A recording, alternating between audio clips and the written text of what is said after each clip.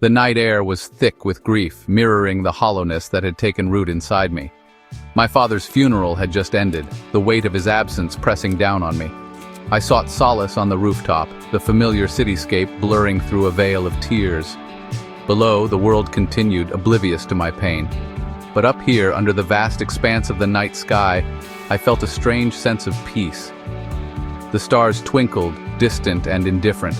They had witnessed my laughter, my tears, my triumphs, and now, my profound loss.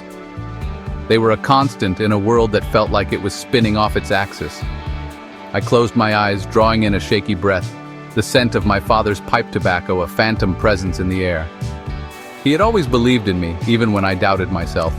He encouraged my love for flowers, nurtured my dreams, and taught me the true meaning of resilience. "Lily," he'd say, his voice gruff with love, "you are stronger than you think, never forget that." His words echoed in the silence of my grief. I clung to them like a lifeline. I had to be strong, for him, for myself. As I sat there, gazing at the city lights, I made a silent vow. I would honor his memory by living a life filled with purpose and passion, a life he would be proud of. Boston throbbed with life, a stark contrast to the quiet town I left behind. I was determined to make my mark on this bustling city. My floral design business, a testament to my father's memory and my own aspirations, was finally taking shape. One rainy afternoon, while struggling with a delivery, I bumped into him, Ryle Kincaid, neurosurgeon, impossibly handsome with a smile that could melt glaciers.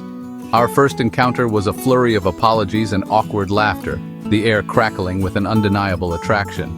"Here," he offered, his voice a warm baritone that sent shivers down my spine. "Let me help you with that." He effortlessly lifted the heavy floral arrangement, his touch lingering on mine for a beat too long.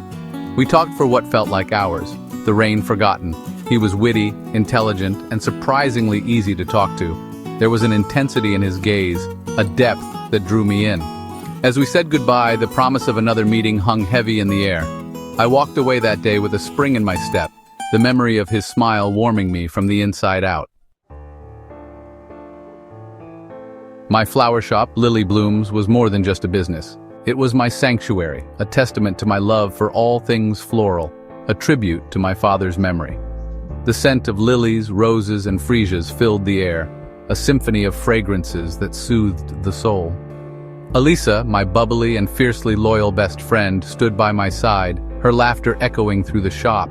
She was my rock, my confidant, the sister I never had. With her infectious energy and unwavering support, she breathed life into our little haven. The shop thrived, each bouquet carefully crafted, each petal carrying a whisper of love, hope, and new beginnings. I poured my heart and soul into my work, finding solace in the delicate beauty of nature.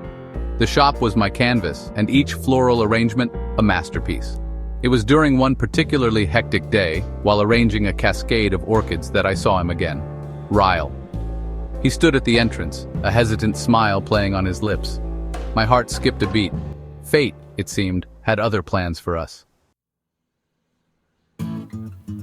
Ryle's reappearance in my life was like a whirlwind. He was charming, attentive, and undeniably smitten. Our dates were filled with laughter, stolen kisses, and whispered promises.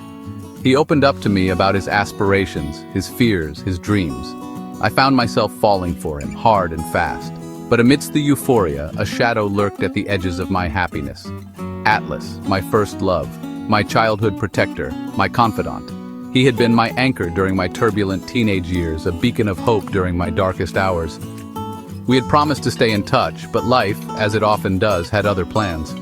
Years had passed, our paths diverging. Yet the memory of him, his kind eyes, his gentle touch, lingered in the recesses of my heart. One evening, while walking home hand in hand with Ryle, I saw him, Atlas, standing across the street, his gaze locked on mine. Time seemed to stop.